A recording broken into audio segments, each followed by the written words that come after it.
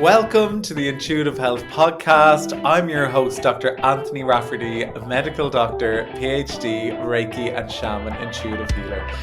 I'm here to bring you on a journey of holistic healing that explores the science of the physical body combined with mental and emotional well-being, energetic and spiritual health. And I am super excited to have you here today talking all about boundaries. And it's so interesting because I see the discussion about boundaries every single day without a shadow of a doubt within my friendship circles, within the practice, and within my own life. And this has been a journey that I've been on for some time and still continue to struggle with. So I thought it might be really nice to kind of explore the different types of boundaries, what they look like. How do we identify what a boundary is and where we might be violating other people's boundaries and having our boundaries violated by others?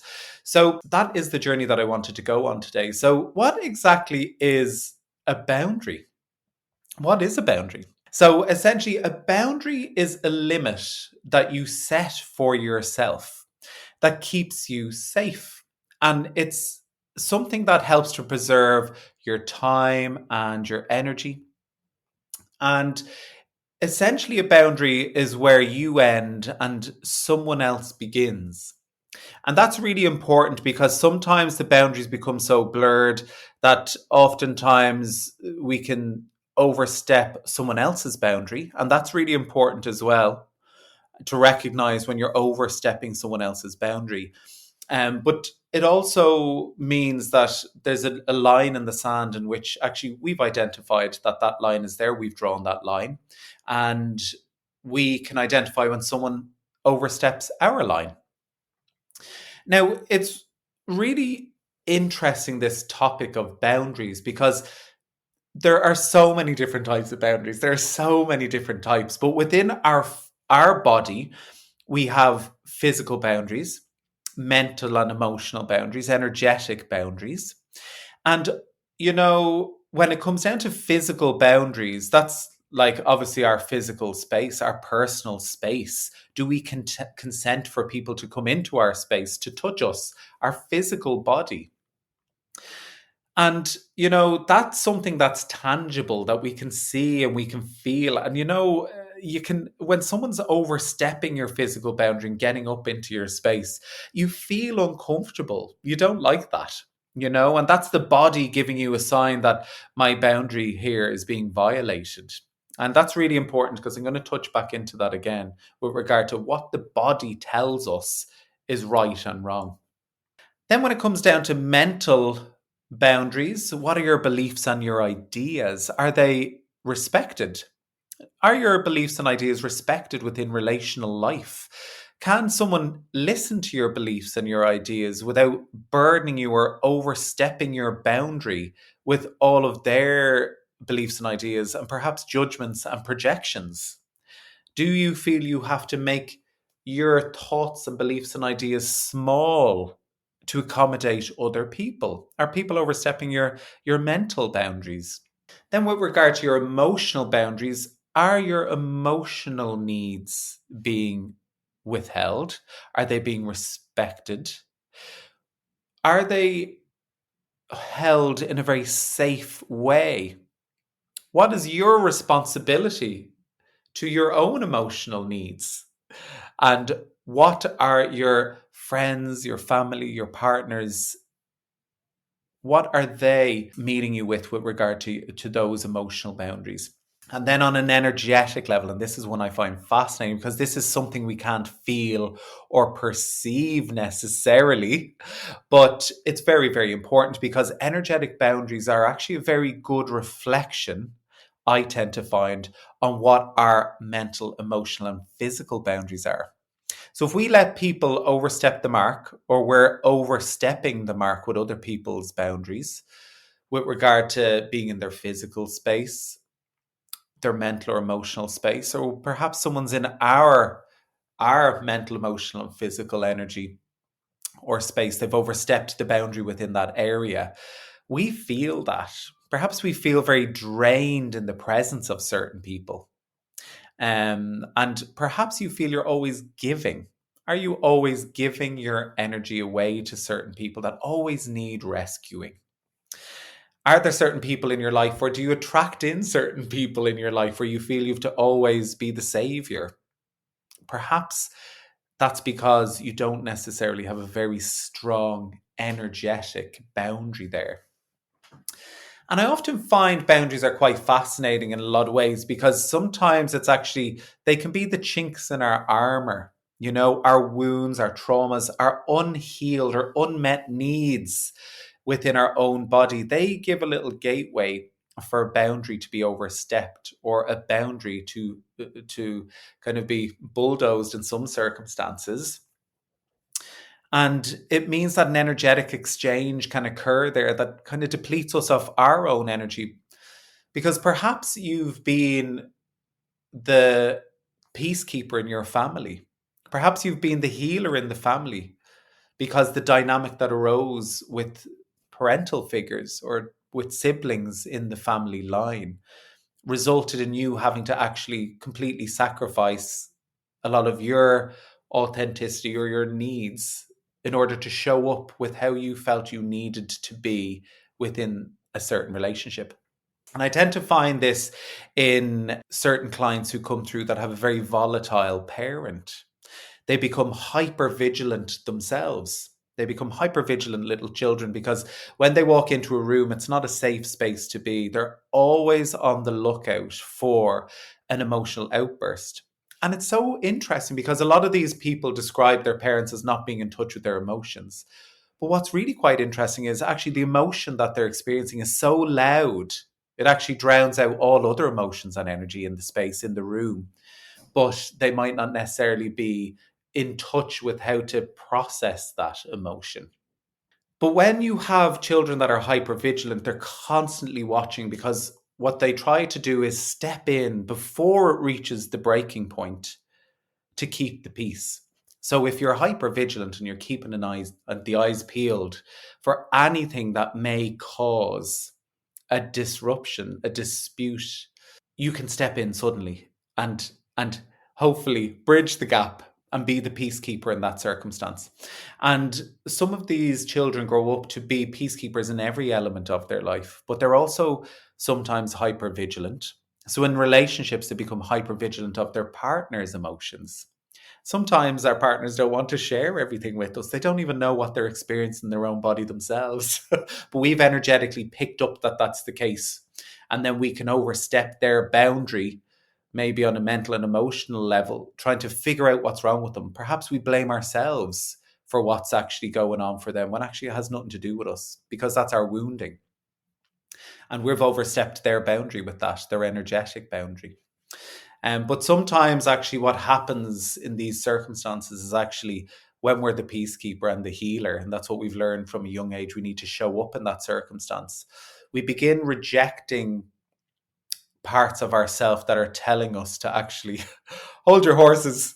Actually, maybe it's nothing to do with you. Or maybe from an authentic point of view, you don't want to show up like that for someone, but you've been conditioned to show up in that role. And that causes a lot of anxiety and discomfort in the body. Because what's happening is when we're hyper vigilant, our nervous system's on constant, like on mode. We live in a state of nervous system activation, fight or flight. And that has a huge impact on our nervous system because when we grow up as kids in that space and then you're living your whole adult life like that, you get tired. You're tired. Your nervous system is tired. But your adrenal glands, which produce cortisol, adrenaline, all of those flight energy hormones, that gets tired too. So if you hear about things like adrenal fatigue, it's because our body's been living in such a state of fight or flight on constant hypervigilant mode that even something like a text message can trigger us. Our phone going off can trigger us into action. Cortisol is being produced because our nervous system is in such a heightened state in order to be responsive to a potential danger or an outburst. Now, It's quite interesting because our body can become very fatigued by that. And our body doesn't like cortisol and adrenaline floating around the whole time. It actually doesn't like that. It's just craving a bit of peace, a bit of quiet, you know? So this is where boundaries come in. Because if we identify, that's triggering me. Something's triggering me here. I don't feel right in my body. I want to either step into to be the peacekeeper here, or I want to do a burner. I want to do a leg out of this environment. That is the body telling us that something's not quite right there. And perhaps we need a boundary within this space or within this circumstance. So your physical and emotional reaction, that is one of the first and foremost things that will tell us whether a boundary is needed. So I talk about this in loads of the previous podcasts with regard to emotion being energy that's moving through the body. It gives us a message or a signal that something's not quite right within the body. But I've talked about triggers. When something triggers a response inside of us, that's a sure sign that, it's touching on a deeper wound within us. But because boundaries keep us safe and free from harm, it might be good to identify, is this trigger a sign that a boundary needs to be put in place with this person or this situation that keeps reoccurring in my life? And oftentimes I say to people, when you're feeling that something has triggered you and you're having a physical and emotional and energetic response in the body, and do you go into a space where you feel under pressure to do things that you don't want to do? That's when a boundary needs to be put in place. Do you feel resentful about doing something that you don't want to do? That's a sign that a boundary needs to be put in place. Do you feel disrespected in a circumstance? That is a sign that a boundary needs to be put in place. So, boundaries are really interesting with regard to new and old relational life. Because as we do this journey with ourselves, as we evolve, as our soul evolves, as we recognize we need boundaries because we value ourselves all of a sudden, and we're living from a more authentic space, that means, people that are coming into our life, we are setting boundaries from the get-go, and the relationship will evolve from a very strong foundation when you know yourself, and hopefully you're drawing in people at that stage that know themselves, and that's a beautiful dance, a harmony that arises in which you feel it out together and you journey as more evolved, I suppose, souls on this path. However, within some of our long-standing relationships, and especially our familial relationships, a lot of the conditioning and wounding we have stem from that very circumstance. So when we begin to heal those wounds and recognize that actually we need boundaries in place with a lot of this stuff, it can cause an awful lot of friction within those relationships. And sometimes when things start to change or we show up as a different version of ourselves, the people around us that may not necessarily be on their own healing journey, their feathers get ruffled. They are pissed. They are annoyed that actually you're changing because you're not showing up the way you should be showing up in their eyes because they have an expectation of how you should be showing up. And that can cause a lot of friction initially, and it can cause a lot of relational disturbance because, you showed up in a certain role that fit within the dynamic that might not necessarily have been that healthy. And then all of a sudden you're going, actually, I don't like this. This doesn't make me feel good. This doesn't make me feel safe. This doesn't make me feel valued or respected. So I'm going to boundary this. And then all hell breaks loose. The thing is, we are on this journey of self, and we can't control other people's emotions or other people's behaviors. All we can do is recognize how to value ourselves. And when we implement a boundary, if we do that from a very loving and kind space, hold compassion and try to explain where we're coming from, we are honoring ourself. We are honoring our own sense of authenticity. It is then very important to recognize that the reactions which people bring to us, that is their journey that they need to journey on. It is up for them to hold the emotional responses that are being triggered within them. It is not our place to take someone on a journey. That's not fair for them. To try and drag them along on a journey, that's not fair on them. Everybody has to go on their own journey when they are ready to do that. So I think if you can communicate your boundary in a very loving and kind and compassionate way, that is the most important step. And then ultimately trying to step back from feeling guilty or feeling like you've let someone down because you're not showing up for them in the same way that demanded all of your energy previously. So that's the next piece of the puzzle when you need to start journeying with the sticky emotions that come up in you as a byproduct of setting a boundary.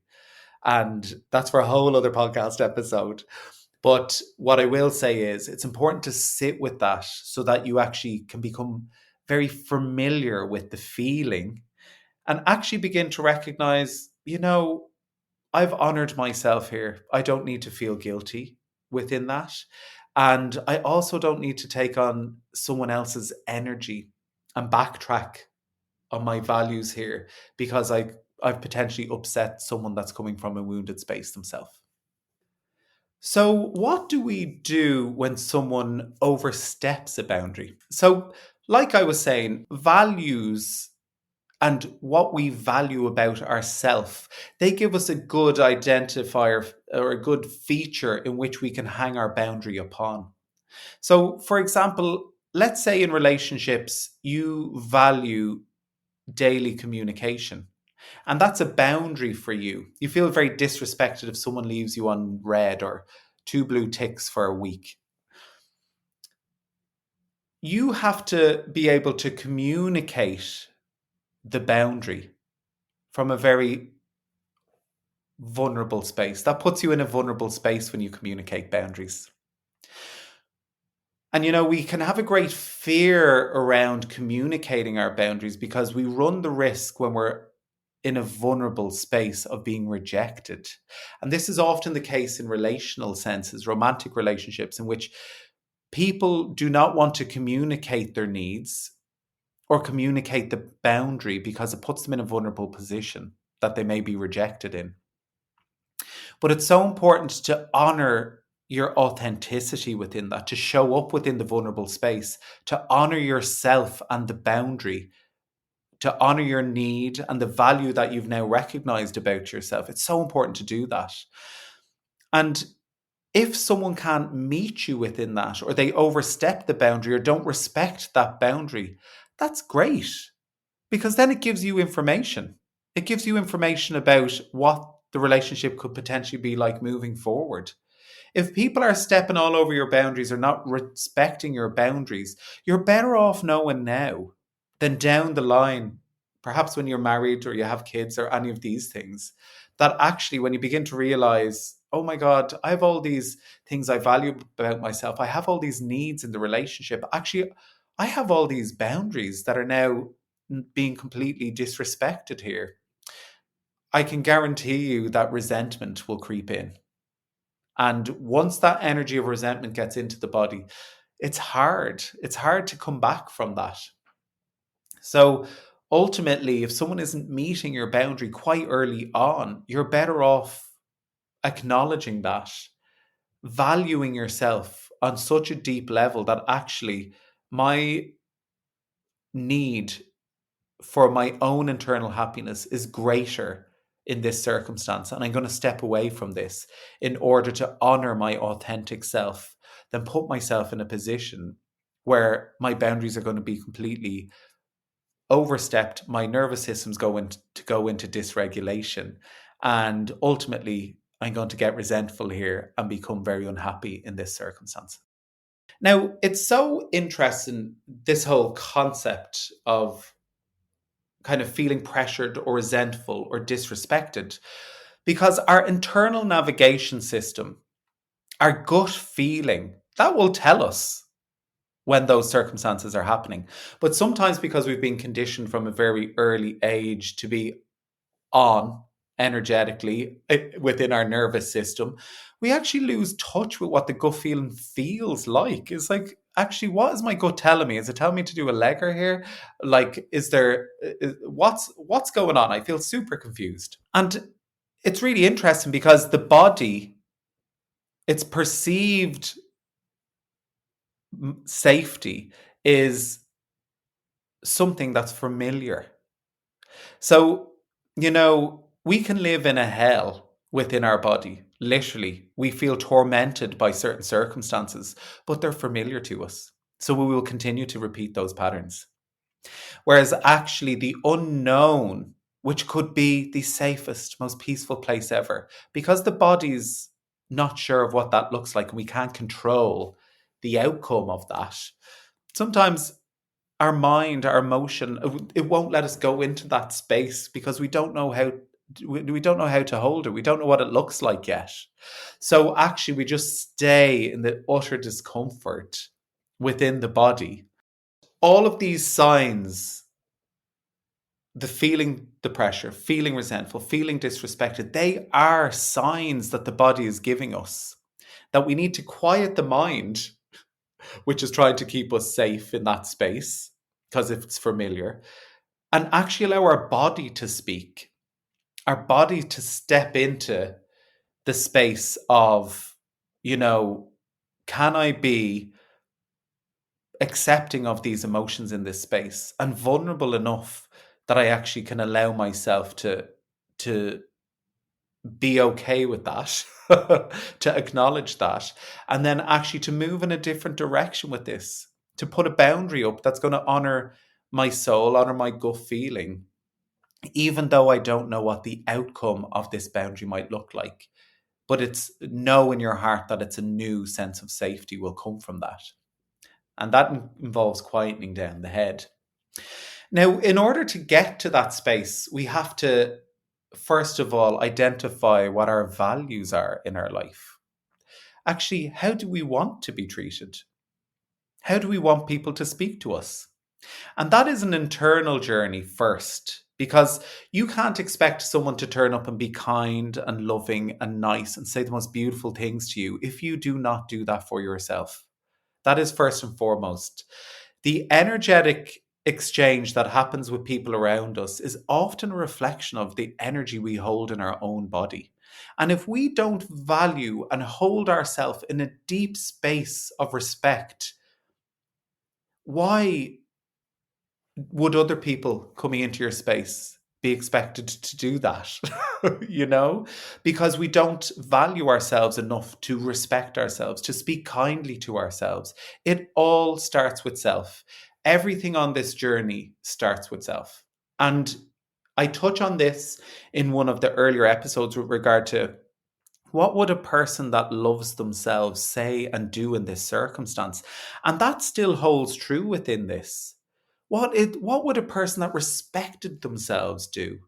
What would someone that honored themselves do in this circumstance? Give yourself a little breathing space when you're asked to do something or show up in a way that your gut feeling is telling you, oh, this feels a bit weird. And ask yourself those questions. What would someone who loved themselves, respected themselves, honored themselves do? And if you can answer that, your gut will give you the answer as to whether you need to show up and be like, actually, no. No is a powerful, powerful word when we learn to use it. And it doesn't need to bring about fights and explosions. We can say no in a very loving and kind way. But it's so important that that no is coming from a place in which you have identified, maybe I'm not being valued within this discussion or within this kind of request. And how can I honor my own value for self within this? Now, and if we take that even a little bit further and lean further into kind of honoring and valuing yourself, asking yourself the deep questions of how you should be showing up for yourself, we are led back to authenticity. When we show up and do things when we feel pressured, when we feel disrespected, when when we feel resentful, we are not being true to our authentic self. We are not being true to our authentic self. And that is a betrayal of self when we do that. And ultimately, all of this leads back to actually, who are you? Who are you? What is the authentic version of yourself like? And like I was saying, what are your values? What does the authentic, most truest form of your soul value? And when we journey with authenticity, and I really loved this when I heard Brene Brown talk about this, she said that we actually have to be courageous enough to be imperfect. We have to be courageous enough to be vulnerable. And we have to be courageous enough to set boundaries. So it all comes back around again to the boundary. I love it. And these are all really, really key, important concepts on our journey with ourself, honoring ourself, how we show up for other people. So sometimes it's good to actually to sit with yourself and kind of figure out, like, do I have walls up that protect me, protect my heart? Or do I need to implement some boundaries here? What does that look like? And let's just journey into, for a moment, the people or the situations in which boundaries might be necessary. That can be boundaries with self, first and foremost. Maybe you have to set some pretty strict boundaries with yourself. Do you sit doom scrolling all night on the phone? Do you sit and numb your feelings with alcohol, with cigarettes, with an immense amount of dairy milk chocolate? I know sometimes when I'm feeling a bit sticky, I love carbohydrates. I will eat anything salty I can get my hands on. But that's a sure sign to me, actually. Well, I want to be gentle with myself and allow myself to have a little salty treat every now and again. But sometimes I actually really have to step in with a bit of a firmer boundary and be like, no, actually, you need to sit with the stickiness. You can't just eat your feelings, you know? So we do sometimes need to have boundaries with ourselves. And oftentimes people coming through the door, I see actually people journey with things like sexual boundaries, physical boundaries. How do you let people into your energy, into your physical space? So the boundary extends from personal into relational. So things like romantic relationships, where do the boundaries lie? Have you gotten into a situation in which actually you've met from a wounded space where one of you is over giving? The boundaries have been pushed very firmly. Family.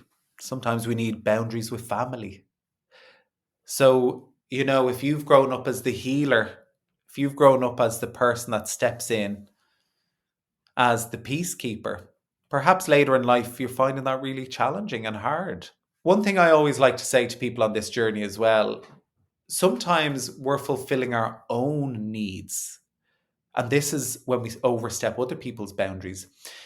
When we have grown up as the healer or the peacekeeper, we then constantly feel we need to step in and provide the advice, provide the support. Like sometimes that's just not asked for, and that's overstepping someone's boundary. Maybe someone just wants to have a little rant and go off on one. Maybe a boundary in your relational life can be, do you want advice for this situation or do you want me to just listen? Because some people just want to have a rant about a crap time that they're having. They don't want you to actually step in and try and fix things. This is something that I learned the hard way in many of my relationships because I tried to fix bloody everything. And so that's a good example of what perhaps a boundary might look like. And that can be the case for those healers, for those peacekeepers, because they want to fix everything. But sometimes actually people don't want you to fix their stuff, you know? So that can occur in both a familial setting and a relational setting, with romantic relationships, with friends even. But also, what does perhaps a work boundary look like for people? Do you overwork? Do you feel you need to show up in a certain way to be valued? Perhaps you work 7 days a week and feel unseen in that. But perhaps you're not actually seeing yourself on that journey. Are you seeing your needs? Where is the boundaries with self in that circumstance in which you honor yourself first? And I think that can be a really tricky journey to go on for a lot of us because societal conditioning has made kind of an impression upon us that we have to show up and actually give our soul and our heart to work. That basically work defines us. And actually, that's not the case. It is not the case. And, our value and our worth does not need to be tied up in that. And this is something I've journeyed on as an academic, as a doctor.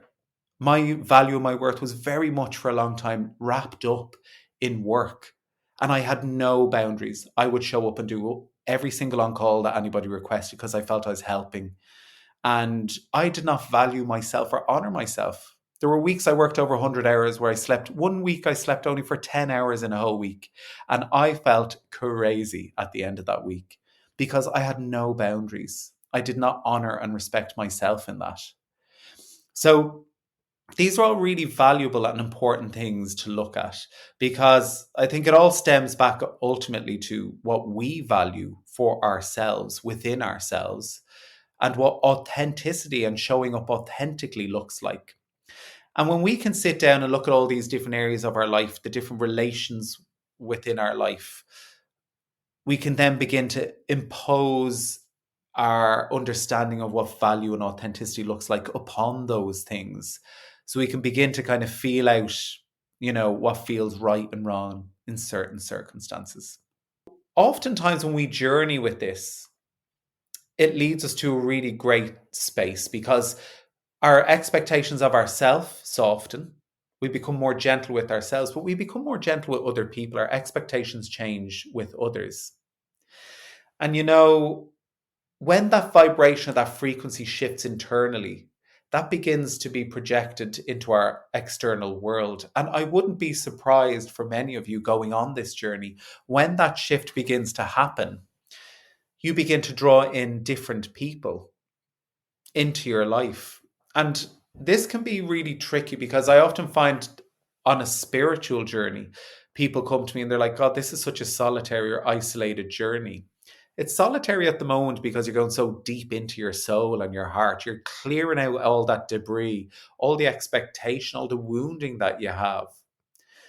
But ultimately, we do emerge triumphant because we come into alignment with other people that have gone on a journey of growth and discovery, of personal development, that will match us in a space that we can hold. We can hold the frequency and the vibration of that friendship and that love in a very different way, where we've less codependency, less expectation, because actually we've journeyed with that internally ourselves. So, we oftentimes when we go on this journey, we've identified what a boundary is.